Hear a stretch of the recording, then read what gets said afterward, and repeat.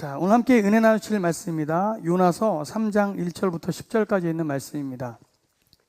오늘도 우리 개개인에게 주시는 귀한 말씀으로 붙잡고 합독하며 읽어 내려가도록 하겠습니다. 요나서 3장 1절부터입니다. 함께 읽습니다. 여호와의 말씀이 두 번째로 요나에게 임하니라. 이르시되 일어나 저 큰 성읍 니느웨로 가서 내가 내게 명한 바를 그들에게 선포하라 하신지라. 요나가 여호와의 말씀대로 일어나서 니느웨로 가니라. 니느웨는 사흘 동안 걸을 만큼 하나님 앞에 큰 성읍이더라. 요나가 그 성읍에 들어가서 하루 동안 다니며 외쳐 이르되 40일이 지나면 니느웨가 무너지리라 하였더니 니느웨 사람들이 하나님을 믿고 금식을 선포하고 높고 낮은 자를 막론하고 굵은 베옷을 입은지라. 그 일이 니느웨 왕에게 들림에 왕이 보좌에서 일어나 왕복을 벗고 굵은 베옷을 입고 제위에 앉으니라. 왕과 그의 대신들이 조서를 내려 니느웨에 선포하여 이르되 사람이나 짐승이나 소떼나 양떼나 아무것도 입에 대지 말지니 곧 먹지도 말 것이요 물도 마시지 말 것이며 사람이든지 짐승이든지 다 굵은 베옷을 입을 것이요 힘써 하나님께 부르짖을 것이며 각기 악한 길과 손으로 행한 강포에서 떠날 것이라. 하나님의 뜻을 돌이키시고 그 진노를 그치사 우리가 멸망하지 않게 하시리라. 그렇지 않을 줄을 누가 알겠느냐 한지라. 하나님이 그들이 행한 것 곧 그 악한 길에서 돌이켜 떠난 것을 보시고 하나님이 뜻을 돌이키사 그들에게 내리리라고 말씀하신 재앙을 내리지 아니하시니라. 아멘. 하나님은 너를 지키시는 자 너의 우편에 그늘 되시니 낮에 해와 밤에 달도 너를 잊지 못하리. 하나님은 너를 지키시는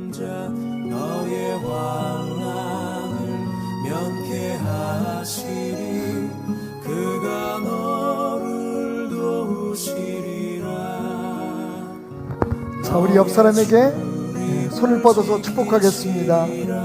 눈을 들어 산을 보아라. 너의 도움 어디서 오나. 천지 지으신 너를 만드신 여호와께로다. 천지 지으신 나를 만드신 여호와께로다.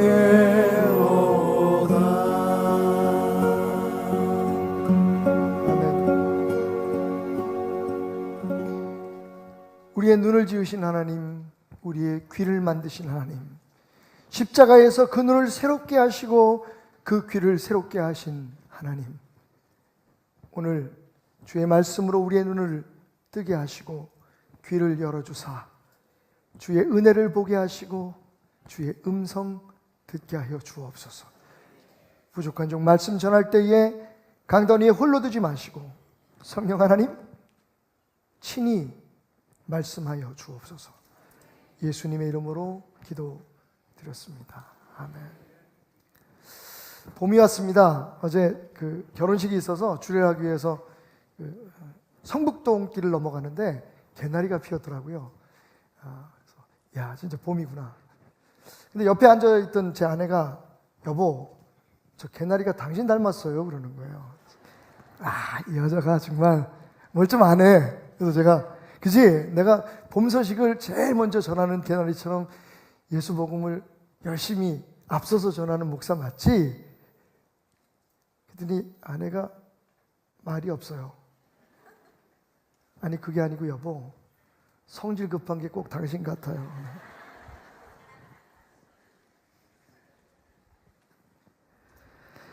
예, 오늘 아침에 여러분들에게 커피를 좀 대접을 하려고 준비를 했습니다.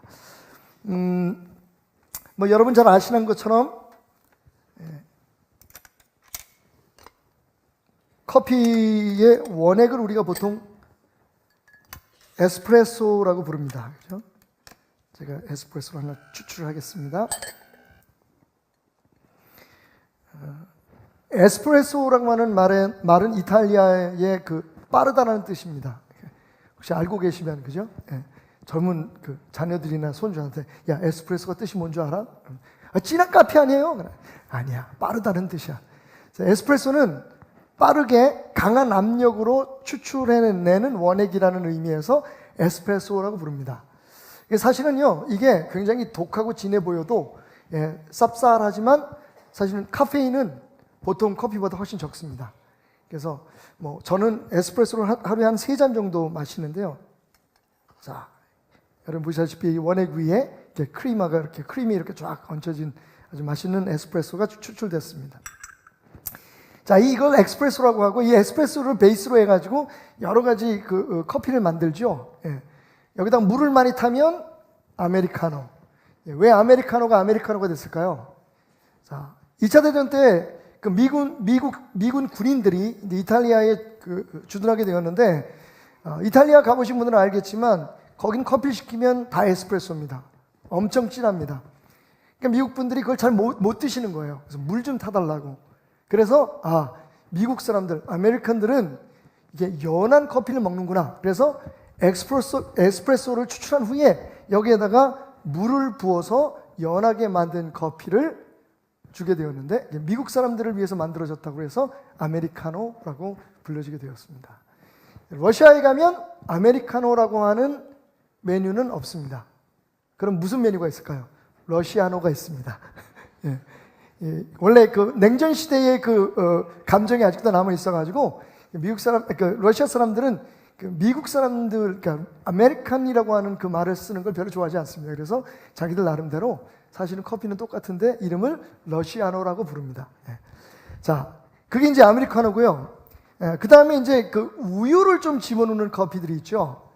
크게 이제 2가지의 종류의 커피가 있는데, 하나는 카페 라떼라고 부릅니다. 라떼라고 하는 말은 우유라는 말이에요, 그대로. 그래서 우유 커피라고 여러분들이 이해하시면 좋겠습니다. 라떼는 에스프레소가 1이라면 거기에 2의 우유를 집어넣습니다. 그러니까 3등분해서 3분의 1은 그 에스프레소, 그리고 그 원액, 그리고 그 위에 그 3분의 2의 우유를 집어넣고 아주 약간 거기에 거품을 올려놔서 먹는 게 라떼라고 부릅니다. 자, 그 다음에 오늘 제가 여러분에게 대접하려고 하는 이 특별한 커피, 카푸치노. 이름이 카푸치노는 어디서 왔을까요, 여러분? 왜 카푸치노를 부를까요? 별로 관심 없는 분들은 잠깐 쉬시고요, 주무시고 제가 이따 깨우겠습니다. 본문 들어가면. 이 카푸치노는 원래 이탈리아의 카푸치니라고 하는 수도원이 있습니다. 그 수도원에 수도사들이 입는, 여러분 캐톨릭 수도사들이 입는 옷을 보셨나요? 아주 짙은 커피 색깔, 갈색의 그 두건 같은 걸 이렇게 모자부터 이렇게 쓰잖아요. 근데 마치 그 모양이 커피 위에 거품을 올려놓은 것 같이 보였다. 그래서 이 커피 위에 거품을 올려놓는 원액 3분의 1, 그리고 우유 3분의 1, 그리고 그 위에 3분의 1의 그 거품을 올려놓는 스팀 폼이죠. 거품을 올려놓는 그 커피를 카푸치노라고 부르기 시작한 게 바로 그 카푸치네 수도사들의 모습을 닮았다. 그래서 카푸치노라고 부르기 시작했다라고 하는 말이 있습니다. 오늘 저는 여러분들에게 하나님의 말씀을 전하기 전에 맛있는 카푸치노를 대접하도록 하겠습니다. 사실은 그 스팀으로 우유를 거품을 만들어야 되는데 가정에서도 하실 수 있어요. 우유를 어느 정도 준비하신 후에 여러분 이거 뭐 대단해 보이시죠? 다 엑스소라는 그런 그 가게에 가시면 2,000원이면 사실 수 있습니다. 이게 그렇게 어렵지가 않은데 우리가 몰라서 잘 사용을 못하는 것 같아요. 물론 제가 가지고 있는 것은 스타벅스의 거품기입니다만 이게 꼭 뭐 이렇게 좋은 거, 이게 뭐 좋은 것도 아니에요. 이것도 가격이 얼마 하지 않습니다만 2,000원이면 여러분들이 사실 수 있습니다. 이걸 약간 데펴야겠죠? 자, 데피는 동안 제가 또 다른 이야기들을 좀 들려드리도록 하겠습니다. 자, 이게 그 밀크는 그냥 찬 밀크를 집어넣으면 거품이 안 생기기 때문에, 그리고 커피가 식잖아요. 그래서 이 따뜻한 커피에 따뜻한 밀크, 소위 우리가 말하는 스팀 밀크를 집어넣게 됩니다. 데핀 밀크를, 데운 밀크를, 우유를 집어넣게 되고, 그리고 약간 따뜻한 밀크로, 여러분 뜨거우면 이게 고체화가 되기 때문에 거품이 안 나요. 그래서 약간 뭐 실온에 보관했던 우유 같으면 한 1분 정도, 700와트입니다 이거. 1000와트짜리에 집어넣으시면 한 30초. 700와트짜리 이거 정확히 맞추셔야 돼요. 그 마이크로웨이브 오븐에다 집어넣고 약간 이제 데피시고 난 후에 이거 가지고 이제 거품을 만드시면 되겠습니다. 자, 여기서 잠깐 시간이 있으니까 말씀을 팁을 하나 드리자면, 여러분들이 어디 그 커피 전문점에 들어가셨어요. 그래서 라떼나 카푸치노나 사실은 우유가 들어가는 그 커피잖아요. 그래서 겉으로 보기엔 잘 알 수가 없습니다. 그렇지만 진짜 이 커피 전문점이 제대로 하고 있느냐 안 하고 있느냐를 알 수 있으면, 알려면 한 가지 비결이 있어요. 뭘 보면 알 수 있냐면요, 카푸치노와 라떼는 그릇의 크기가 달라야 합니다. 그러니까 라떼는 그릇이 커요. 밀크 우유 말씀드렸죠. 밀크 커피. 그 밀크 커피 같은 경우에는 큰 그릇에 담습니다. 그리고 이 카푸치노는 좀 작은 그릇에 담아서 거품을 올려놓는 그런 커피다라고 이해하시면 되겠습니다. 적당히 덮여진 커피를 거품을 내도록 하겠습니다. 기계가 얼마라고요? 2,000원입니다. 물론 AA 배터리, AA 배터리는 별도 구매하셔야 됩니다. 저희 어머님이 그 라떼를 드세요. 너무 진한 커피를 안 드시기 때문에, 그래서 이제 어머님한테 커피를 대접하려고 제가 이 기계를 주문해서 샀습니다. 제가 여러 개의 커피를 해보니까, 이거 이제 광고는 아니고 여기에 특별히 사용되는 커피를 말씀드리면, 제일 거품이 잘 나는 게 메일 우유의 프레시 밀크라는 게 거품이 제일 잘 나요. 진짜. 그리고 서울 우유도 괜찮습니다. 서울 우유도 괜찮고, 요새 뭐 DHA인가? 그 우유도 거품이 곧잘 나는데, 그래도 역시 그 거품이 제일 잘 나는 건 메일 우유입니다. 약간 45도로 이렇게 굽혀서 하시면 훨씬 거품이 잘 나죠.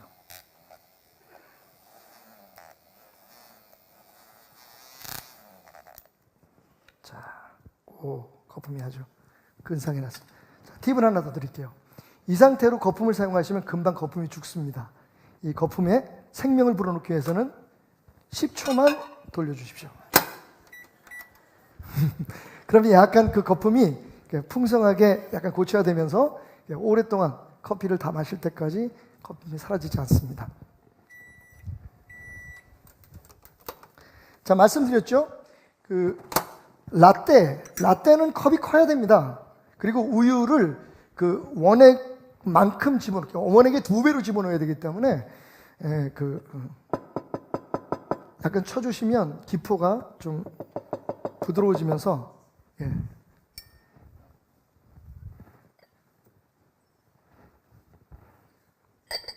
숨들 쉬세요. 어차피 저 혼자 마실 거니까 기대하지 마시고요. 우유를 조금만 집어넣겠습니다. 너무 많이 주시면 안 되고요. 자, 이렇게 해서 연해진 커피에다가 거품 잘 났네요. 커피도 강단에서 끓이니까 은혜를 받아가지고 이렇게 버글버글.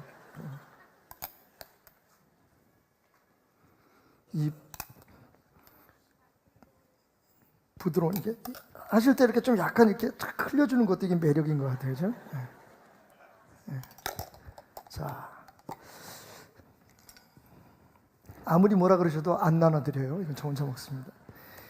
이제 그 카푸치노의 특징은 이렇게 이제 거품이 올라온 후에, 진짜 맛있게 생겼다. 자, 거기에 시네몬 가루를 조금 올려주거나 아니면 기호에 따라서 초콜릿 가루를 뿌리시기도 하시고, 좀 고급스럽게 드시는 분들은 오렌지를 말려서 오렌지를 가루를 내서 오렌지 가루를 넣으면 약간 상쾌한 그런 카푸치노를 만드실 수 있습니다. 참고로 보통 우리가 시네몬 그러면 우리나라의 계피라고 생각하시잖아요. 시네몬 가루와 계피 가루는 다릅니다. 같은 종류이긴 하지만 이 시네몬 가루는 특히 터키에서 나는 그 특별한 시네몬 나무에서 만들어낸 그런 가루를 시네몬 가루라고 말한다라고 생각하시면 되겠고요. 뭐 계피를 넣어도 계피 맛이 납니다만, 근데 자, 이게 카푸치노입니다.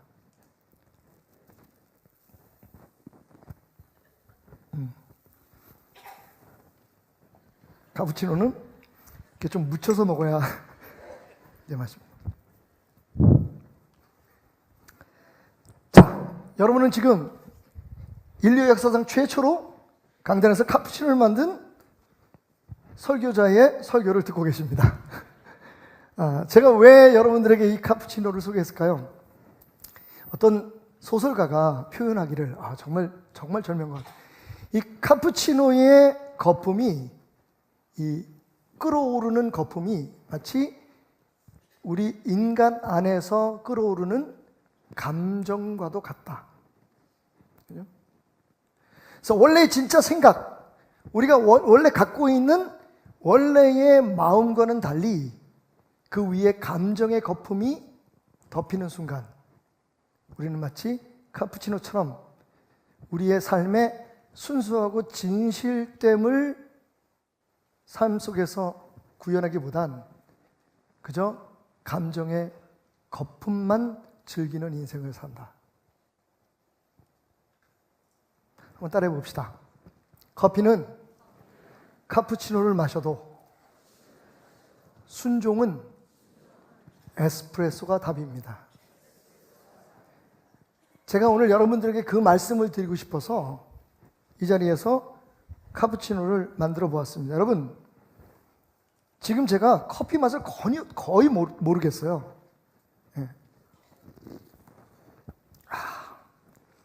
이 거품만 나요. 아직도 커피의 원액이 밑에 있긴 합니다만 사실은 어쩌면 우리의 신앙생활이 이 카푸치노 같지 않은가라는 생각을 해봅니다. 아니, 적어도 요나는 그랬던 것 같아요. 여러분 보십시오. 하나님의 명령은 참으로 간결하고 단순했습니다. 뭐였죠? 니누의 성에 가서, 큰 성 니누에 가서 거기에 하나님께서 40일 후에 저주를, 진노를 부으실 것이다 라는 말을 전하라는 것이었습니다. 히브리 말로는 딱 5문자예요. 5글자. 40일이 지나면 니느웨 성이 무너지리라. 우리나라 말로는 네 개의 그 단어로 되어 있는데 사실은 5 그 단어예요. 40일이 지나면 니느웨가 무너지리라. 여러분, 사실 그 말만 전하면 됐어요. 그게 하나님께서 니느웨에게 전하라고 하신 에스프레소였습니다. 하나님 말씀의 명령의 원액이었어요. 자, 근데 여러분 보십시오. 오늘 말씀을 보니까 요나가 여호와의 말씀대로 일어나서 니느웨로 가니라 순종하긴 했어요. 안 그럴 수가 없죠. 왜? 여러분, 우리가 지금 1장, 2장을 공부했잖아요.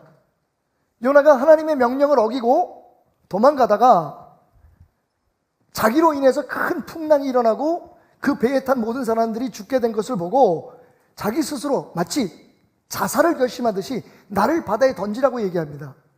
내가 바다에 던져지게 되면 아마 이 풍랑이 잔잔해질 거다. 그래서 사람들이 요나를 바다에 던집니다. 여러분, 저는 요나가 그때 하나님께서 나를 구해 주실 것이다 라고 생각했을 거라고 믿지 않습니다. 요나는 정말 내가 책임지고 죽겠다, 내가 죽으면 이 세상이 평안해질 것이다 라고 하는 마음을 가지고 바다에 스스로 던져집니다. 그런데 하나님께서 요나를 포기하지 않으셨죠. 물고기를 예비하셔서 그 요나를 삼키게 하시고, 여러분 놀랍게도 3일 낮 3일 밤을 그 물고기 뱃속에서 살아있게 하십니다.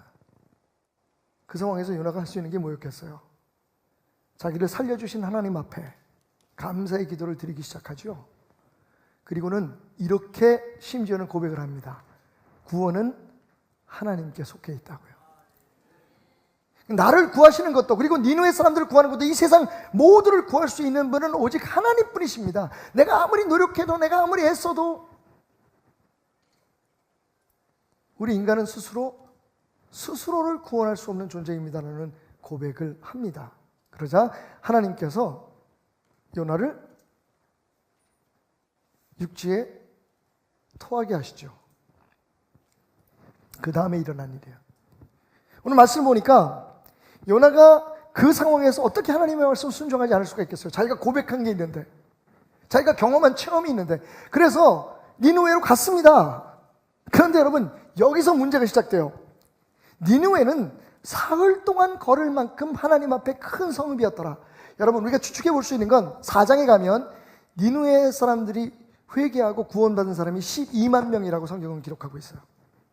12만 명이 사는 소도시였습니다. 근데 그 당시로 말하면 엄청나게 큰 도시였죠. 그 도시를 다 돌아다니려면 3일이 걸렸습니다. 근데 3일을 걸어야만 다 돌 수 있는 그 성읍에 요나가 그 성읍에 들어가서 하루 동안 다니며 외쳐 이르되 40일이 지나면 니느웨가 무너지리라 하였더라. 딱 5마디를 외치면서 3일을 다녀야 될 길을 하루만 대강 그냥 외치고 지나가 버린 거예요. 여러분, 말씀은 엑스프레소가 맞습니다. 근데 요나는 순종을 엑스프레소로 하지 않았어요. 그죠? 요나는 대강대강 했어요. 할 수밖에 없으니까, 해야만 하니까. 그런데 문제는 뭡니까? 여전히 그의 삶에 감정의 거품이 끼어 있었다는 거예요. 하나님의 말씀을 순종하긴 순종하면서도 뭐라고 생각하냐면, 그래도 여전히 나는 하나님의 선택이 옳지 않다고 생각하는 거예요. 하나님한테 화가 나 있는 거예요. 내 생각이 옳다고 생각하는 거예요.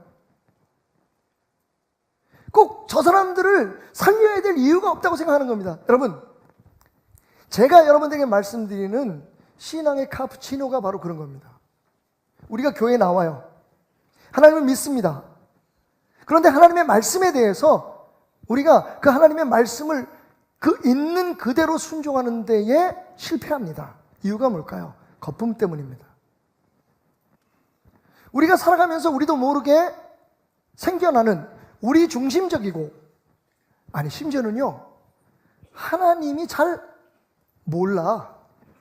내가 행복해지는 방법은 하나님보다 내가 잘 아는 거예요. 왜 그걸 하지 말라는지 모르겠는 거예요.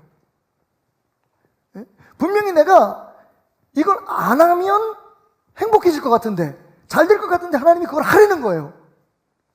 보세요, 여러분. 하나님께서 요나에게 니느웨로 가라 그럴 때 원수 같은 니느웨 사람들에게 하나님의 의도가 분명하잖아요. 멸망시키려고 그러는 게 아니라 구원하려고 보냈단 말이에요.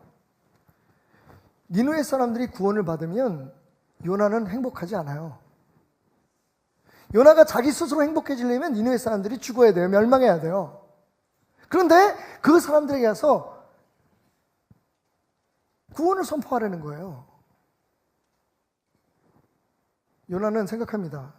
하나님은 내가 행복해지는 방법을 모르시는 것 같아.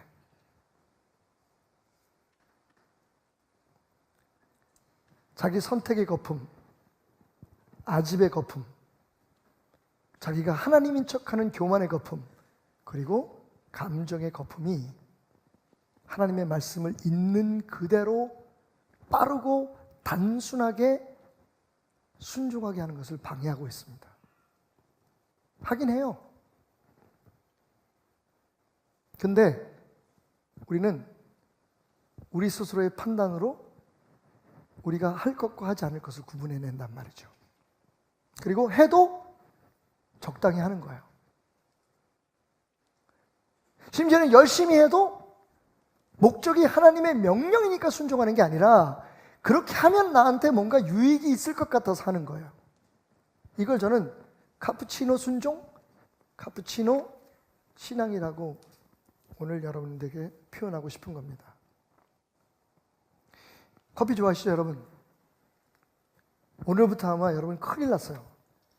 커피 마실 때마다 이거 생각할 거예요. 내 신앙은 에스프레소인가 카푸치노인가? 네? 여러분 보세요. 뭐 요새는 굉장히 브랜딩을 많이 해가지고 커피 종류가 무지 많잖아요. 그죠? 무슨 라떼 커피, 라떼에도 무슨 녹차 라떼가 있고 고구마 라떼가 있고 하여튼 여러 종류의 라떼, 카푸치노 무슨 마키아토라는 것도 있죠. 마키아토는 또 그 단계 들어가면 이제 거기에 또 그 이름이 바뀌는데 아주 작은 컵에 담죠. 이제 이런 모든 종류의 다양한 커피가 있지만 여러분 중요한 게 뭡니까? 모든 커피에는 에스프레소가 들어가는 거예요. 그러니까 우리가 다양한 신앙생활의 배경을 가지고 살아갈 수는 있지만 여러분 중요한 건 우리가 커피를 마시려고 커피를 만드는 거지. 다시 말하면 하나님의 말씀 자체를 순종하는 게 그게 진짜 신앙인 거지. 거기에 무슨 칼비니즘, 무슨 알미니언이즘, 우리가 감리교 신앙, 웨슬리안, 무슨 어떤 오순절 신학, 여러분 이 모든 것들은 그죠?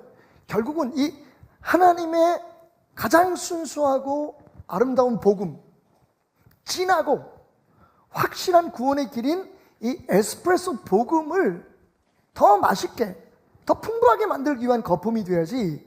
사실은 안타깝게도 우리는 거품만 먹고 진짜 에스프레소는 맛도 보지 않는 그런 신앙에 빠질 때가 많다는 겁니다.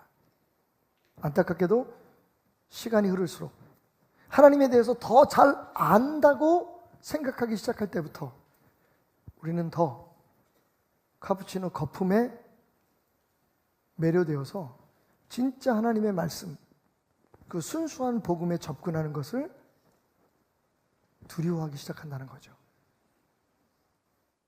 다시 한번 고백해 볼까요? 커피는 카푸치노를 마셔도 순종은 에스프레소로 하자. 여러분 다른 이유 없어요. 하나님의 말씀이니까 순종하는 겁니다. 아멘? 여러분 왜 하나님의 말씀이니까 순종해요? 이거 무슨 설득력 없잖아요. 우리가 다 자주적이고 자기 의지가 있는 사람들인데 왜 하나님의 말씀을 해서 순종해요? 자, 거기에는 어떠한 전제가 있습니까? 하나님이 우리보다 우리를 더 잘 아시는 거예요. 하나님이 우리보다 우리의 행복의 원인을 더 잘 아시는 거예요.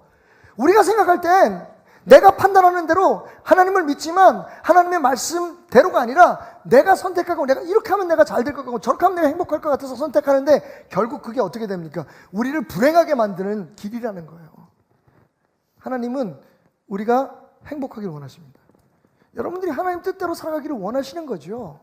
하나님 안에서 여러분에게 주어진 축복을 누리시기를 원해요. 그러면 어떻게 해야 됩니까? 하나님 말씀 순종해야 되는 거예요. 하나님 말씀이니까 순종하면 하나님께서 책임져 주시는 거죠. 그게 진짜 신앙인 거예요. 자, 조금 묘한 비교 같지만 신약의 베드로와 요나를 한번 비교해 볼까요? 베드로에게도 사실은 잠깐 혼란스러웠던 상황이 있었습니다. 사도행전 10장에 보면 어느 날 요빠라는 곳에서 머물러 있는 그 베드로에게 한 사람이 찾아와요. 그들이 그렇게 얘기합니다. 자, 제가 고넬료라고 하는 로마의 그 지휘관이, 백부장이 당신을 모시고 오라고 해서 당신에게 복음을 듣고 싶다고 해서 당신을 모시러 왔습니다. 근데 여러분, 평소에 베드로 같으면 안 따라 나서요. 왜? 베드로가 예수님을 믿었지만 여전히 유대교적 율법 신앙에 투철했던 사람입니다. 이방인에게 전도하는 건 말이 안 돼요. 이방인은 구원을 받을 수가 없어요. 그들이 믿어왔던 그 신앙에 따르면. 예? 그들의 신앙에 쌓여있는 불필요한 거품에 의하면 이방인들은 구원을 못 받아요. 그러니까 구원을 전할 필요도 없고 복음을 전할 필요도 없고, 두 번째, 사실 율법에 따르면 이방인의 집에 가거나 이방인과 같이 밥을 먹는다는 건 큰 죄예요. 심지어 이 이방인은요, 그냥 이방인도 아니고 자기 조국을 침범해서 점령한 로마의 군인이에요. 근데 여러분, 베드로가 그냥 일어나서 갑니다. 무슨 일이 있었을까요? 이야기는 바로 전날로 거슬러 갑니다. 베드로가 환상을 봐요. 하늘에서 큰 보자기가 내려옵니다. 그 보자기가 펼쳐지는데 그 속에 나는 새들과 그리고 4발 달린 짐승들이 잔뜩 있어요. 그런데 읍스, 이건 그동안 그들이 신봉해왔던, 베드로가 믿어왔던, 생명처럼 붙들어왔던 율법에서는 절대로 먹지도 말고 가까이 하지도 말아야 될 짐승들인 거예요. 새들은 다 맹금류고 4발 달린 짐승은 되새김질을 하지 않는 짐승들이에요. 돼지라든지 이런 것들이에요. 그러니까 깜짝 놀랐죠. 이게 뭡니까 주님? 그러자 음성이 들려와요. 베드로야, 이걸 먹어라. 저는 못 먹습니다. 분명히 하나님의 음성, 예수님의 음성이라는 것을 알았는데 베드로가 그걸 거절합니다. 저는 안 먹습니다. 이건 먹으면 안 되는데요. 그죠? 아니, 여러분, 최초의 것을 먹지 말라고 하신 분이 누구십니까? 하나님이시죠. 근데 그 하나님이 먹으라 그러면 먹으면 되지. 거절을 합니다. 똑같은 환상이 3번 반복되면서 베드로는 마침내 깨닫게 되죠. 아, 이제 하나님께서 우리가 부정하다고 생각하는 것들, 부정하다고 생각하던 사람들까지도 품어 안으시는 사랑을 구현하실 때가 왔구나. 여러분, 베드로가 처음 고넬료의 초청을 받았을 때, 처음 그 환상을 봤을 때 베드로의 감정은 요나의 감정과 다르지 않았습니다. 안 되는 걸 시키는 거예요. 하고 싶지 않은 걸 시키는 거예요. 이걸 하면 주변 사람들한테 지금부터 욕 얻어먹는 거야. 아니, 당신은 아무리 예수라는 사람을 믿는다고 해도 하나님의 백성이 어떻게 이방인들에 가서 이방인들의 복음을 전합니까? 말이 안 됩니다. 여러분, 심지어는 같은 신앙생활하는 크리스찬들조차도 그걸 아직은 용납하지 않는 상황이었어요. 감정의 거품이 두 사람 다 있었다는 거죠. 근데 여러분, 뭐가 차이가 있죠? 요나는 그 거품을 벗어나지 못했어요. 근데 베드로는 어떻게 했습니까? 순종했어요. 그 결과 고넬료의 가정이 구원받고, 그로 인해서 여러분, 유럽을 향해서 하나님의 복음이 전파되는 문이 열리기 시작합니다. 할렐루야. 감정적으로는 도대체 이해가 안 가는 거예요. 수용이 안 되는 겁니다. 하지만 그게 하나님의 말씀이었기 때문에 그 말씀을 순종하는 순간 하나님의 역사가 나타난 거예요. 여러분, 진짜 재미있는 건요, 한번 비교해 볼까요?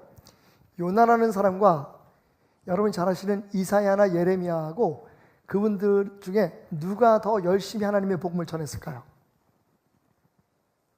여러분, 이사야나 예레미야는 하나님 앞에 스스로 죽기까지 각오하면서 예레미야는 오직하면 눈물의 선지자라는 이름이 붙여졌어요.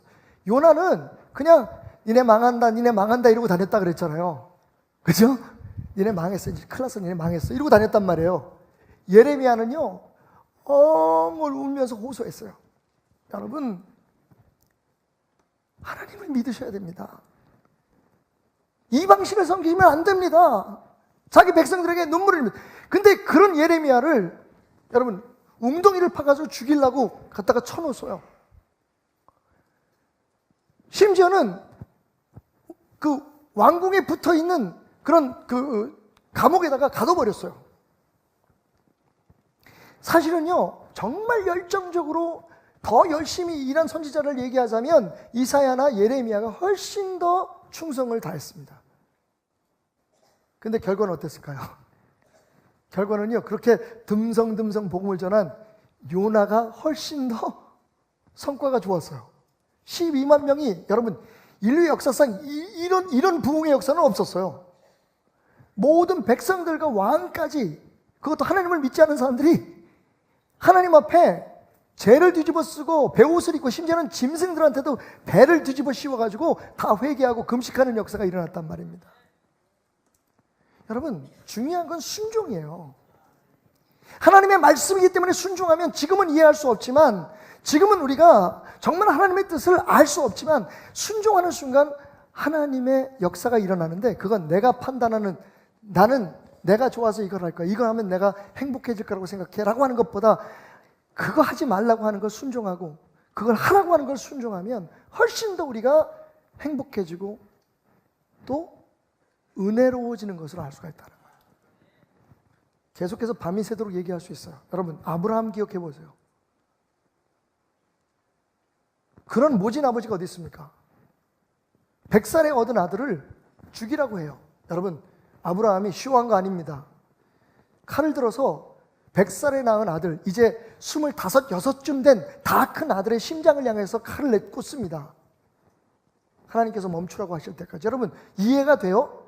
하나님은 그런 분이 아니었어요. 여태까지 한 번도 인신 제사를 요구하는 하나님이 아니십니다. 주변의 다른 신들은 첫 아들을 죽여서 바치고 불에다 집어 던지라고 하는 몰락이라든지 바알 같은 신들이 있었어요. 그런데 하나님은 한 번도 사람을 죽여서 바치라는 얘기를 하지 않으셨습니다. 대신 하나님이, 여러분 아시잖아요, 양의 희생, 짐승의 희생을 통해서 인간의 죄를 대신 용서하시는 제사를 받으시는 분이었어요. 그런데 처음으로 아브라함에게 그 아들을 죽여서 바치라고 하십니다. 여러분, 이해돼요? 이해 안 됩니다. 용납돼요? 용납 안 됩니다. 기쁜 일이에요? 기쁜 일 아닙니다. 그런데 그게 하나님의 말씀이라는 것을 믿고 하나님의 말씀이기 때문에 순종한 거예요. 에스프레소 순종이에요. 다른 감정적인 모든 거품과 내 판단과 내 이해력, 그 거품들을 다 제해버리고 그냥 하나님 말씀 그대로 순종했더니 할렐루야! 하나님께서 계획하셨던 아브라함을 통한 온 세상의 구원의 역사를 시작하신 거예요. 아브라함을 통해서 온 세상을 하나님께서 구원하신 거예요. 여러분, 순종은 에스프레소가 맞습니다. 이유 없어요. 하나님의 말씀이기 때문에 순종하는 겁니다. 그러면 하나님이 책임져 주십니다. 하나님이 역사하십니다. 우리의 문제가 뭔지 아세요? 하나님이 역사해달라고 얘기하고 하나님이 책임져달라고 얘기하면서 우리는 하나님의 말씀에 순종하지 않는다는 거예요. 거품만 즐기고 있어요. 신앙생활에 거품만 즐기고 있어요. 복음이 아니라 신앙생활에 거품만 즐기고 있어요. 자, 여러분, 오늘 요나서에서 깨달아야 될 또 하나의 중요한 사실이 있습니다. 그게 뭐냐면, 따라해 볼까요? 하나님은 변하지 않습니다. 당신이 변하는 게 답입니다. 내가 변하는 게 답이에요. 한번 보실까요? 1장 1절 2절. 여호와의 말씀이 아미떼의 아들 요나에게 임하니라. 이르시되 너는 일어나서 큰 성읍 니네로 가서 그것을 향하여 외치라. 그 악독이 내 앞에 상달되었음이니라 하시니라. 자, 1장 1절과 2절이에요. 3장 1절과 2절을 다시 읽겠습니다. 여호와의 말씀이 두 번째로 요나에게 임하니라. 이르시되 일어나 저 큰 성읍 니느웨로 가서 내가 내게 명한 바를 그들에게 선포하라 하신지라. 여러분, 워딩은 좀 다 차이가 있어요. 그죠? 예. 말씀의 내용은 조금 차이가 있는, 말씀, 말, 단어나 사용하는 것들은 조금 차이가 있지만, 여러분, 내용은 변하지 않았죠. 하나님께서 처음에 그리고 두 번째에 원하셨던 게 뭐예요? 니느웨 사람들에게 회개를 요청하신 거잖아요. 너희들 40일 안에 회개하지 않으면 멸망할 거라는 얘기였잖아요. 니느웨 성 사람들을 구원하시려고 하는 하나님의 마음, 계획은 변하지 않았습니다. 근데 그 둘 사이에 무슨 일이 있었어요? 여러분 용서해 주십시오. 제가 원래 좀 이렇게 거칠게 말을 하지만 이 얘기는 꼭 하셔야 여러분들이 가슴에 콱 박힐 것 같아서. 여러분 1장과 2장 하나님이 처음 주셨던 명령과 그리고 두 번째 주셨던 변하지 않는 명령 사이에 무슨 일이 있었느냐? 요나의 개고생이 있었어요. 무슨 고생이요? 개고생. 하나님은 안 변했어요. 요나가 변화해야 했는데 하나님의 말씀을 변하지 않는 그 계획과 뜻을 받아들이지 못하는 그 과정에서 요나는 정말 모든 풍파와 모든 역경을 다 겪습니다.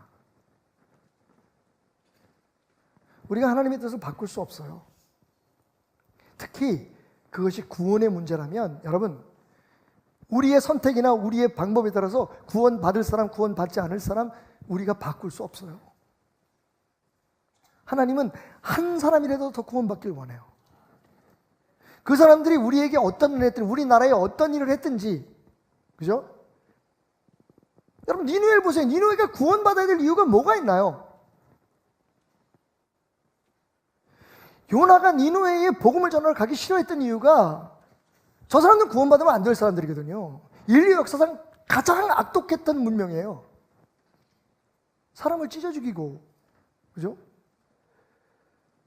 우리가 흔히 말하는 능지처참을 하는데 팔을 잘라도 팔다리를 잘라도 다 안 자르고 한 팔만 남겨둔다잖아요. 왜?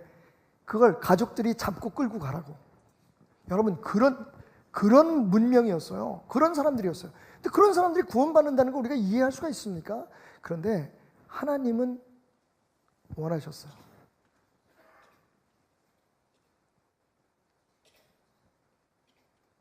여러분 왜 우리가 엑스프레소 순종해야 되는지 아십니까?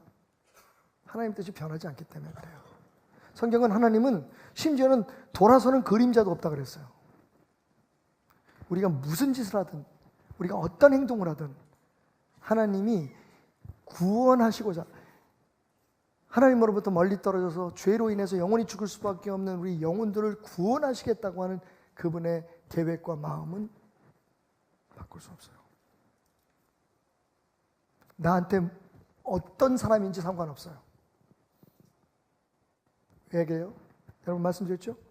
하나님은 우리를 보실 때 우리를 보시는 게 아니라 우리의 죄를 대속하신 예수 그리스도의 십자가를 통해서 우리를 보신다고 말씀드렸잖아요. 우리한테는 원수고 우리한테는 죽일 놈이라도 하나님 보실 땐 예수 십자가의 보혈의 능력으로 너끈히 넉넉히 구원받을 수 있는 영혼인 거예요. 자, 빨리 결론으로 갑시다. 그래서 오늘 제가 드리고 싶은 말씀이 이거였어요. 한번 따라해 볼까요? 신앙은 사람 또는 환경이 아닌 하나님께 반응하는 겁니다. 십자가가 답입니다. 무슨 얘기인 줄 아세요? 우리는요, 어떤 사람이나 어떤 상황이나 어떤 문제가 생기면 그 문제와 싸우면서 그 문제를 우리가 알고 있던 방식, 우리가 하고 싶은 방식으로 대하면서 하나님 앞에 도와달라 그러죠. 자, 기독교 신앙은요, 그게 아니에요. 사도 바울이 이렇게 고백합니다. 내가 그리스도와 함께 십자가에 못 박혔나니, 자, 그 다음이 중요해요. 그런즉 이제는 내가 산 게 아니고 누가 사신 거라고요? 내 안에 그리스도께서 사신 거라는 거예요. 그러니까 그동안에 내가 살아왔고 내가 경험해왔고 내가 알고 있던 그 가치관이나 기준으로 사람을 평가하거나 내 앞에 있는 환경이나 문제를 대하면 신앙이 아닌 거죠. 그럼 어떻게 해야 돼요? 하나님의 입장에서 그걸 대해야 되는 거예요. 우리를 향해서 우리를 구원하기 위해서 십자가에 피 흘려 죽으신 예수 그리스도의 십자가 위에서 주님과 함께 그 사람을 바라봐야 되는 거예요. 말이 돼요, 여러분. 말이 돼요. 들어보세요. 오른뺨을 치면 왼뺨을 돌려대라 할 수 있어요? 말은 할 수 있어요. 요나도 그랬어요. 구원은 하나님께로부터 옵니다. 그래 놓고 뭐예요? 구원 안 받았으면 좋겠는 거잖아요. 말은 할 수 있어요. 속옷 벗어달라면 겉옷까지 벗어줘라. 미쳤어요, 우리가? 말을 할 수 있어요, 여러분. 원수를 용서할 뿐만 아니라 원수를 축복하고 위해서 기도하래. 참나. 근데 여러분, 그게 안 되면 하나님의 말씀을 우리가 순종 안 하는 거잖아요. 저는 물어요. 그럼 하나님, 그렇게 하는 것이 우리의 노력이 아니라면서요. 그러면 어떻게 하면 그렇게 할 수 있을까요? 그때 내 앞에 보여주신 답이 뭐냐면 십자가인 거예요. 십자가를 기억해라. 자, 여러분 기억하시죠? 예수님께서 겟세마네 동산에서 기도하실 때 이렇게 기도하십니다. 될 수만 있으면 이 쓴 잔을 내게서 걷어가 주십시오. 여러분, 예수님도 그 삶에 거품이 있었어요. 감정이 있었어요. 죽기 싫었어요. 이런 생각 하셨을 거예요.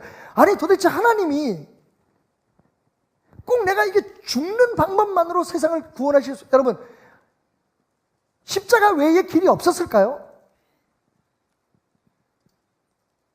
하나님이 꼭 사람을 십자가에 못 박아 죽여야만 이 세상을 구원할 수 있는 그런 분이냔 말이에요. 솔직히 말하면 싹 없애고 다시 새롭게 창조하실 수도 있는 분인데, 분명히 육신을 입었던 예수님 입장에서는 그게 얼마나 고통스럽고 나를 행복하게 만들지 않을 일이라는 걸 알았어요. 그러니까 예수님 말씀하시는 이 잔을 내게서 걷어가 주십시오. 근데 중요한 게 뭡니까? 예수님은 그 거품을 걷어내고 결국은 에스프레소에 도달하죠. 뭐라고 얘기해요? 하지만 이 방법이 당신이 선택한 방법이라면 내 뜻대로 마옵시고 아버지의 뜻대로 하옵소서. 이게 신앙인 거예요. 하나님 당신의 뜻은 아는데 저는 제 뜻대로 하겠습니다. 이거 신앙 아닌 거예요. 혹은 아니 내가 안 되니까요. 내 방법으로 할 테니까 당신은 날 좀 도와주세요. 신앙 아닌 거예요. 그건 다른 종교도 다 그렇게 해요. 내가 계획 세우고 내가 내가 원하는 대로 하면서 그냥 하나님은 날 조금만 도와주시면 된다고 생각하는 건 다른 종교도 다 해요. 기독교는 뭐가 차이가 있느냐? 난 이렇게 생각하는데요. 난 이렇게 해야 내가 행복할 것 같은데요. 예? 당신은 이걸 하지 말라고 하지만 나는 여전히 이걸 해서 난 좋은데요. 당신은 이걸 하라고 하지만 나는 그걸 안 하고 싶은데요. 하지만 내 뜻대로 마옵시고 아버지 뜻대로 하옵소서. 따라합시다. 이해력을 키우기보다 인정력을 키워라. 복음이 이해가 되나요, 여러분? 여러분, 예수님이 여러분을 위해서 죽으셨다는 거 믿죠? 설명하실 수 있어요? 2000년 전에 십자가에 못 박혀 죽은 유대인 청년이 나하고 무슨 상관이 있다고 한번 설명해 보라면 이해시킬 수 있냐고요. 근데 이상하게 그게 우리에게는 인정이 되는 거예요. 자, 근데 십자가는요, 그렇게 우리를 구원하는 데만 힘이 있는 게 아니에요. 성경은 분명히 십자가로 우리 보고 살아가라고 얘기해요. 세상을 바라보는 눈이 십자가가 돼야 되는 거예요. 세상을 판단하는 기준이 십자가가 돼야 되는 거예요. 그러니까 사람을 보면 못해요, 여러분. 상황을 보면 못해요, 여러분. 그럼 어떻게 해야 되냐? 문제가 있을 때, 어떤 상황이 벌어졌을 때, 어떤 사람이 나를 속상해 하고 나를 힘들게 할 때 우리는 그 사람을 대하는 게 아니라 하나님을 향하는 거예요. 그래서 하나님의 입장에서 그 사람들을 보면 그 사람들을 기도해 줄 수가 있는 거죠. 참아낼 수가 있는 거죠. 하나님의 뜻이라면 말이죠. 로마서에서 사도 바울은 이렇게 얘기해요. 그러니까 너희가 원수 스스로 갚으려고 하지 마. 여러분, 그게 우리 문제잖아요. 우리가 교회를 다니지만 예수를 믿지만 세상에서 할 수 있는 건 해야 돼. 나를 죽이려고 하는 사람한테 내가 어떻게 그냥 가만히 있어? 나를 밟는데, 나를 욕하는데 나 복수해야지. 저 사람 저기 내가 가만두면 안 되지. 여러분,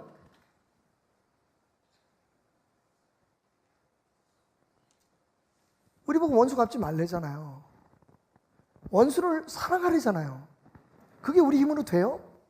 사람 보고 돼요? 내 눈앞에 원수가 있는데 그 사람을 진짜 내가 그동안에 살아왔던 그 삶의 거품으로 판단하면, 그 삶의 경험이나 가치관으로 판단하면 용서 못해요. 그러면 복음은 여러분과 아무런 관계가 없는 거예요. 그 순간에는. 물론 여러분이 예수를 믿어서 구원을 받았지만 십자가가 여러분의 삶에 아무런 힘이 없는 거예요. 다른 얘기로 하면 여러분 죄송하지만 여러분은 하나님을 무기력한 신으로 만드는 거예요. 여러분 안에 살아계시는 성령님이 아무런 도움이 안 되는 거예요.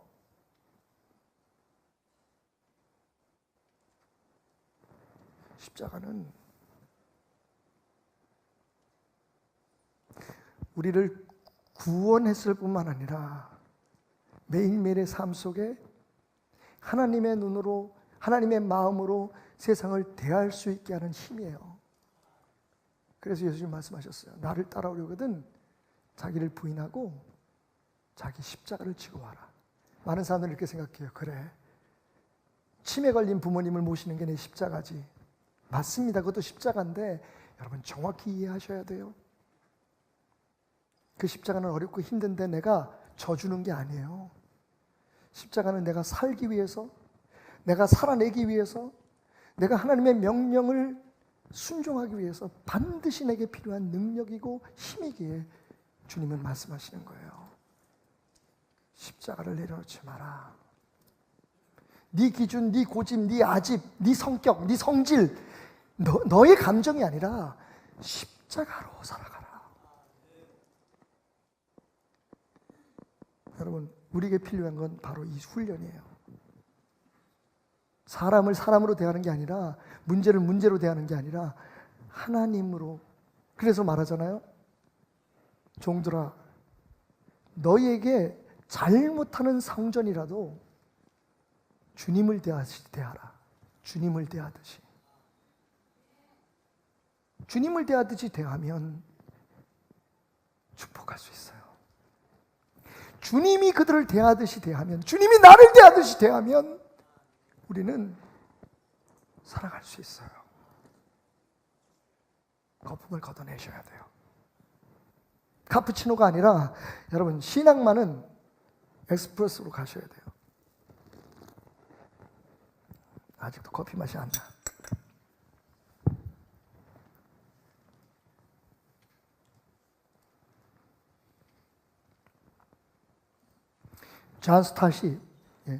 존 스타트라고 하는 신학자가 이런 말을 했어요.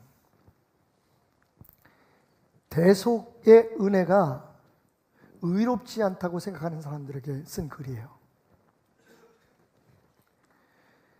대속은 우리의 죄와 구원과 다 깊은 관계가 있다. 죄란 인간이 하나님이 계셔야 될 자리에 스스로 자기의 자리를 잡는 것이다. 그러면 구원은 뭐냐? 기독교적 구원이 뭔지 아세요? 바로 그래서 인간이 당해야 할 형벌의 자리에 하나님께서 오셔서 자리를 잡으시는 거다. 제가 지난주에 사다리로 설명했죠. 다른 종교는 저 사다리 끝에 있는 신을 만나기 위해서 우리가 수고하고 고행하고 노력해서 가야 되는 거라면, 기독교는 하나님께서 그 사다리를 내려오셔서 낮은 곳에서 우리를 만나신 거라고. 존 스타시 말하는 얘기가 똑같은 얘기예요. 여러분, 기독교는요, 와우, 저는 정말 자부심이 생겨요. 그 은혜 앞에 이 세상 그 어떤 것도 제게 줄 수 없는 만족과 자신감이 생겨요. 우리 인간은 하나님의 자리를 뺏으려고 해요. 끊임없이. 근데 하나님은 그 결과로 말미암아 형벌을 받아야 될 그 자리에, 인간의 자리에 당신이 오셔서 형벌을 받으신 거예요. 그러면 여러분, 우리는 어떻게 살아야 돼요? 우리 인간의 자리에 오셔서, 저 높고 높은 별을 넘어서 낮고 낮은 땅에 오셔서 스스로 하나님인 것을 포기하시고 이 땅에 인간의 모습을 오셔서 우리의 형벌을 대신하신 그분을 위해 살아야 된다는 거죠. 그게 성경 말씀 아닙니까? 그분과 함께 살아내는 거. 여러분, 다시 한번 오늘 설교의 핵심을 말씀드립니다. 거품 걷어내세요. 내가 즐기고 내가 원하고 내가 편안하게 생각하는 거품 걷어내시고 에스프레소 신앙, 복음에 집중하세요. 역사가 나타납니다. 제가 아까 그 어르신 간증하시라고 한 이유가 있어요. 온 가족이 함께 예배 드리고 싶어서 그게 용납되는 우리에게 오셨대요. 근데 오셔서 며칠 안 돼서 여러분, 제가 안수하지 않았어요. 누구에게 기도 부탁하지 않았어요. 평생도록 아팠던 그 머리가 갑자기 하나님께서 환상 속에서, 그죠? 꿈 속에서 나타나셔가지고 사람들을 통해서 그 머리에 불을 지르시더니, 여러분, 아까 어르신이 긴장하셔서 그 말씀 빼놓으셨는데 가서 MRI를 찍어보니까 머리에 문제가 싹 없어요. 그러니까 그 결과가 나왔는데 아무런 문제가 없더래요. 그냥 교회 와서 앉아 있었는데.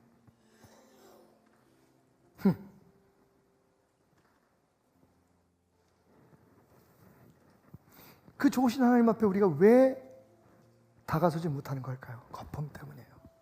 나는 이게 옳다고 생각해.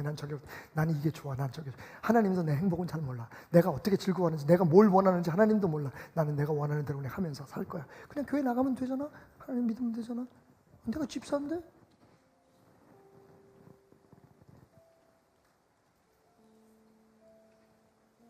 감정의 거품, 아집의 거품, 내 마음속에 있는 그 나만이 옳다고 생각하는 자아의 거품을 걷어내시고 하나님의 말씀이니까 순종해 보세요. 하나님이 그렇게 말씀하시니까 순종해 보세요. 여러분, 니느웨 사람들이 요나의 말을 듣고서 구원받았나요? 아닙니다. 요나가 전한 하나님의 말씀을 듣고 변화받은 거지요.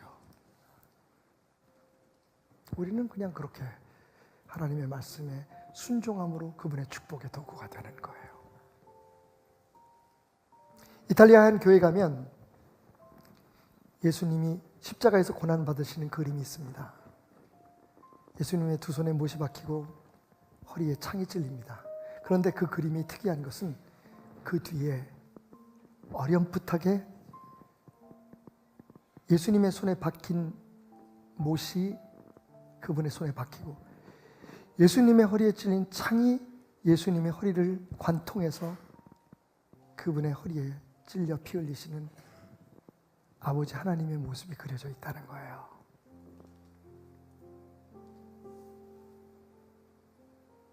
근데 오늘 저는 거기다 제 마음의 붓으로 이렇게 그림을 덧그리고 싶어요. 그 앞에 내가 서 있는 거지요. 내가 십자가에 못 박혔나니 그런즉 이제는 내가 산 것이 아니요 내 안에 그리스도께서 사신 것이라.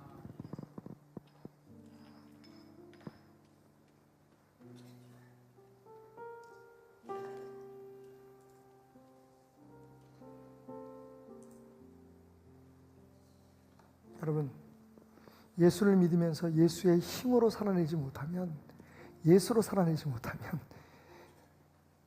구원과 관계없이 우리는 세상 사람과 별 다를 바 없는 삶을 살 수밖에 없는 거예요. 거품을 걷어내세요.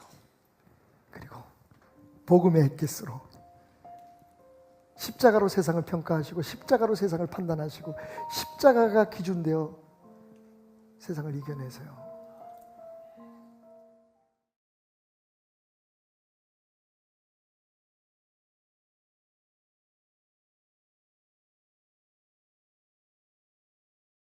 할렐루야. 우리 하나님께 영광의 박수로 주님의 이름을 높여드리며 귀한 예배의 문을 이 시간 열겠습니다. 나의 빛이 되시는 주님, 오늘도 이 시간 주님을 찬양합니다. 우리 같이 이 시간 고백함으로 귀한 예배의 문을 열며 주님께 나아가는 은혜가 있기를 원합니다.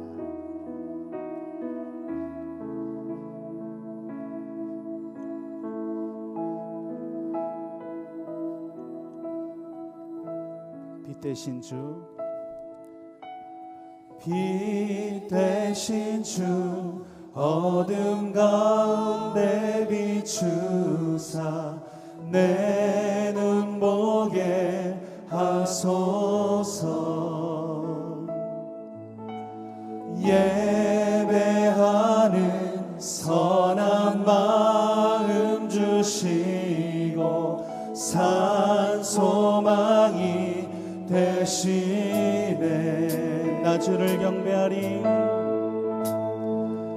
나 주를 경배하리. 엎드려 절하며 고백해 주 나의 하나님. 오 사랑스런 주님, 존귀한 예수님, 아름답고 놀라우신 주. 만유의 높임을, 만유의 높임을 받으소서. 영광 주게 계신 주, 겸손하게 겸손하게 이 땅 임하신 주 높여 찬양하리라. 나 주를 경배하리라, 주를 경배하리. 엎드려 절하며 고백해 주 나의 하나님. 오 사랑스런 주님, 존귀한 예수님, 아름답고 놀라우신 나 주를 경배, 나 주를 경배하리. 엎드려 절하며 고백해 주 나의 하나님.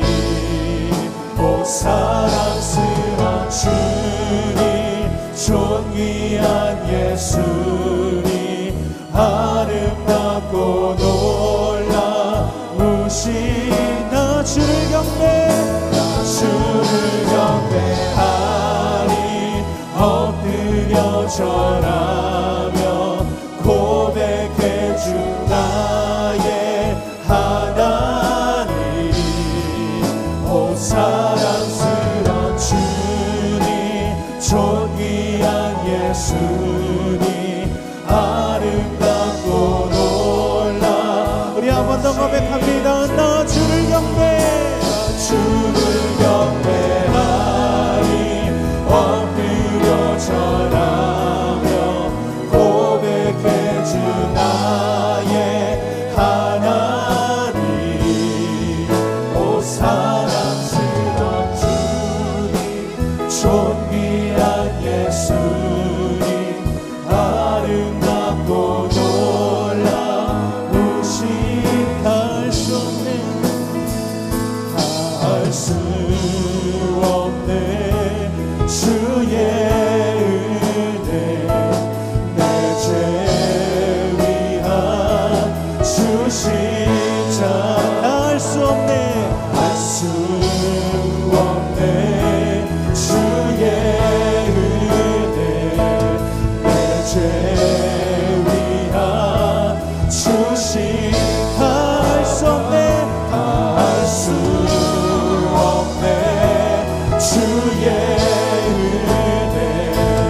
내 죄 위한 주. 우리 마지막으로 한 번 더 할 수 없네, 할 수 없네 주의 은혜. 내 죄 위한 주 십자가. 나 주를 경배하리, 나 주를 경배하리. 엎드려 절하며 고백해 주 나의 하나님.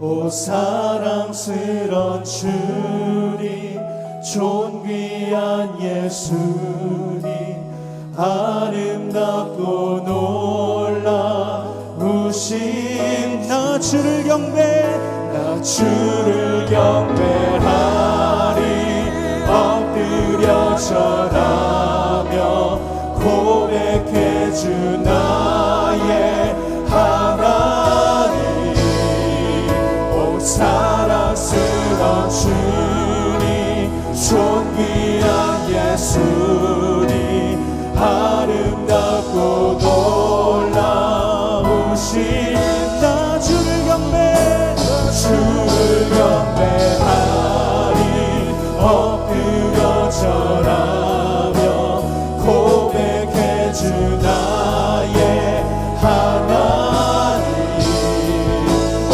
사랑스러운 주님 존귀한 예수님 아름답고도 오늘 이 시간 내가 주님을 경배하며 찬양합니다. 나 주를 경배하리 엎드려 절하며 고백해 주 나의 하나님 오 사랑스러운 주님 존귀한 예수님 아름답고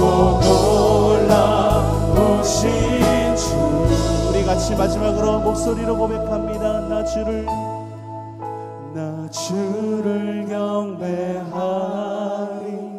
엎드려 절하며 고백해 주 나의 하나님 오 사랑스러운 주님 존귀한 예수님 아름답고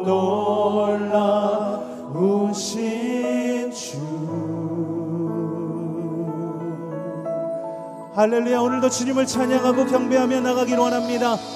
나의 인생의 주인 되신 주님, 오늘도 이 시간 이곳에 함께하여 주시옵소서. 주님을 찬양합니다.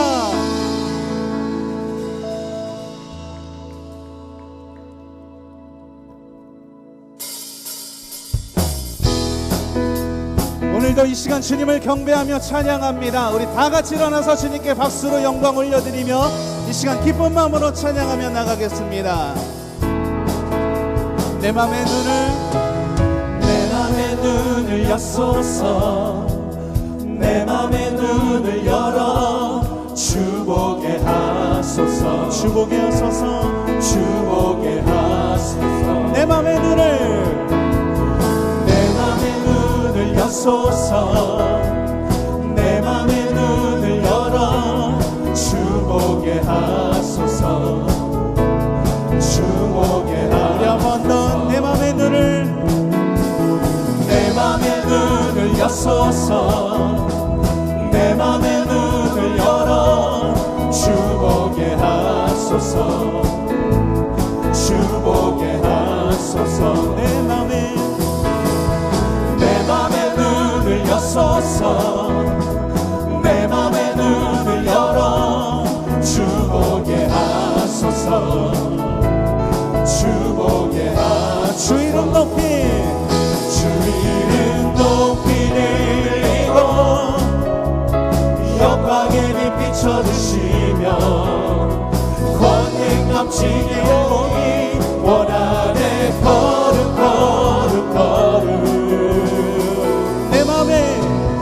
내 맘의 눈을 여소서 내 맘의 눈을 열어 주보게 하소서 주보게 하소서 내 맘의 눈을 열어 내 맘의 눈을 여소서 내 맘의 눈을 열어 주보게 하소서 주보게 하소서 선포합시다. 주 이름 높이 주 이름 높이 들리고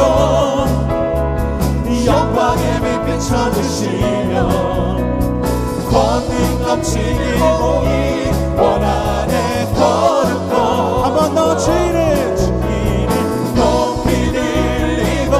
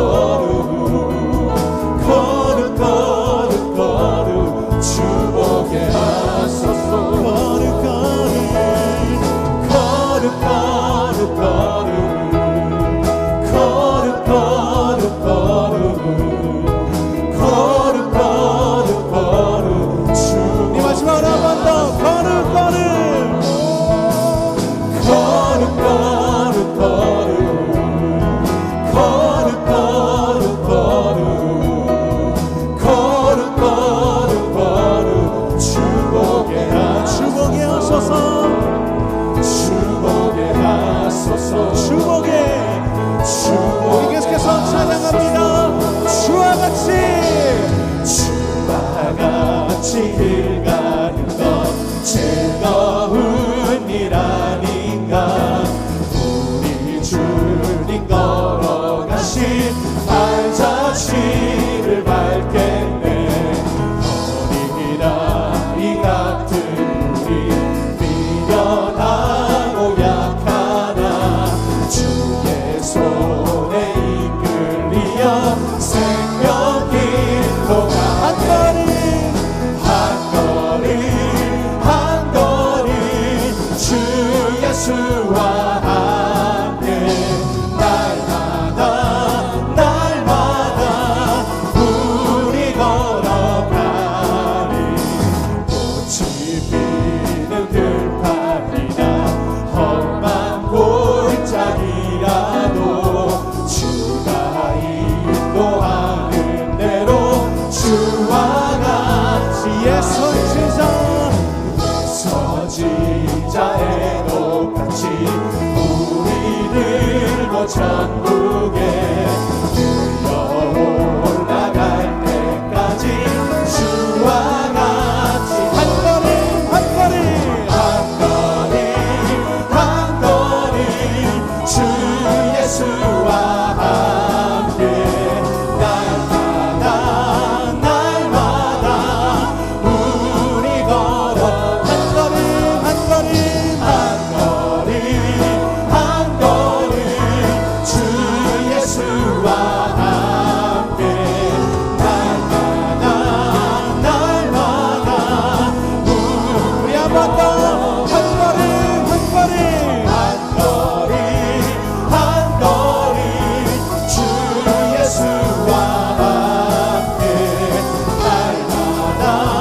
날마다 우리 마지막으로 한 번 더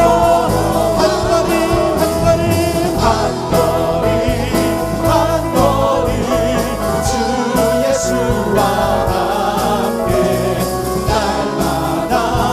날마다 우리 걸어가리.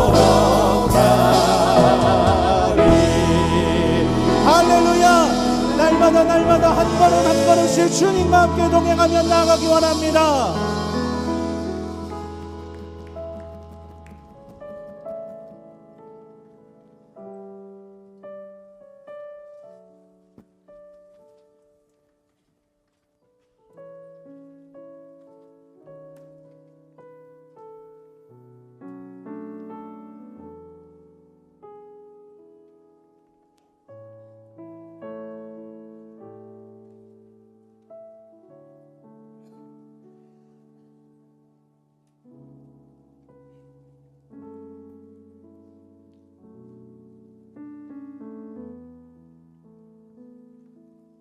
한 걸음 한 걸음씩 주님과 함께 동행할 수 있는 귀한 은혜를 주심을 감사합니다.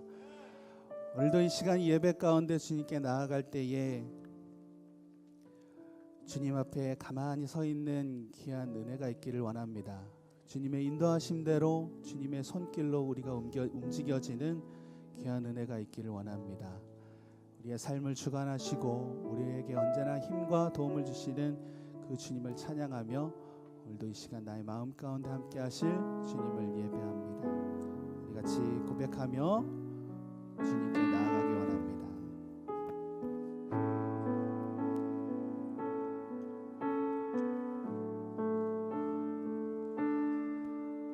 믿음과 삶을 살아내는 실력이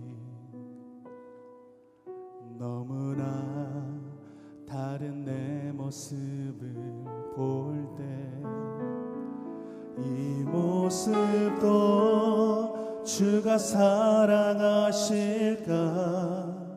자신 없는 내 모습 그저 주님 앞에 있네. 나 같은 자도 사랑하여 주시고 한 번도 나를 떠나지 않으셨네. 아픔 속에 주를 찾게 여긴 나 꾸짖지 않으시고 내 손 잡아주시네. 오직 주님 안에 두려움 없네. 고난을 통해 날 만드심을 믿네. 주님만이 내 모든 것 되시네.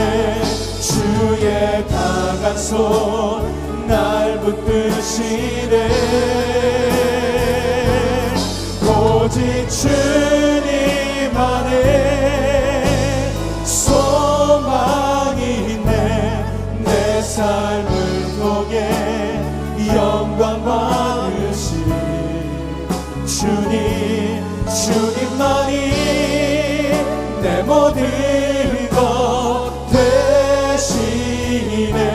주의 선하심 나 노래하네. 우리 한 번 더 고백하겠습니다. 믿음과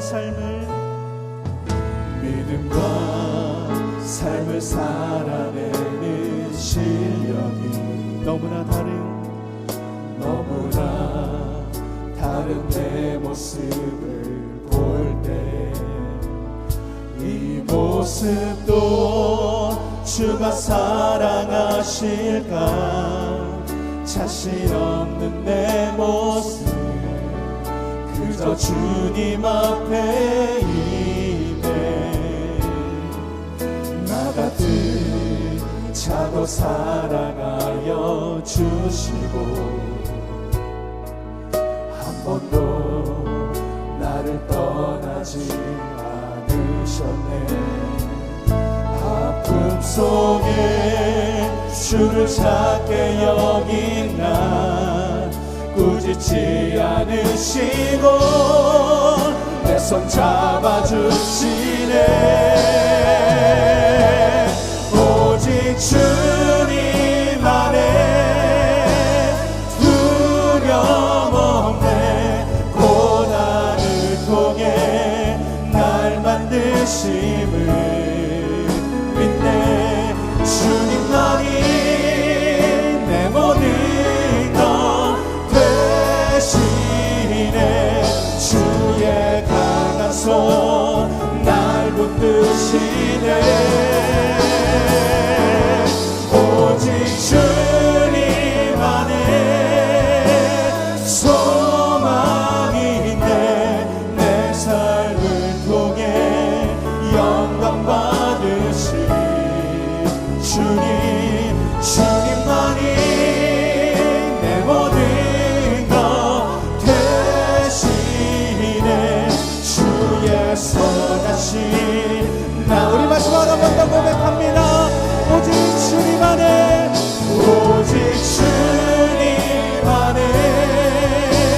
소망이 있네. 내 삶을 통해 영광 받으신 주님만이 내 모든 것 되시네. 주의 선하심 나 노래하네. 주는 나의 도움이시며 주의 계획 영원하시네. 주의 위엄 앞에 믿음으로 순종해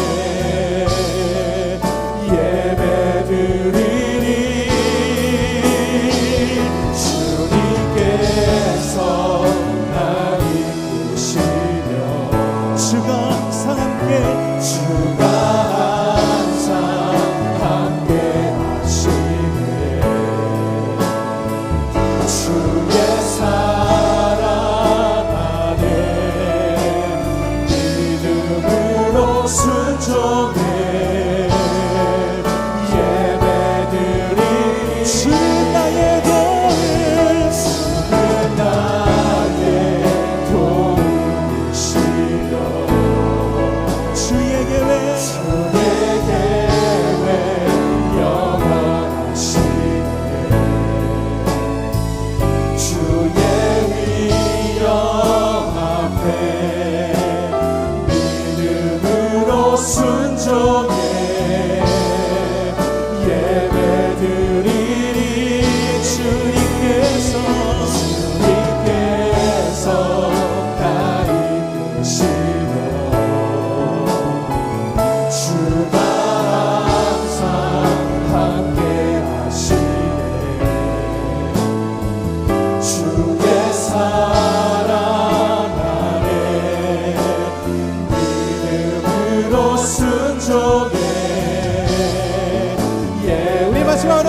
고백합니다. 주는 날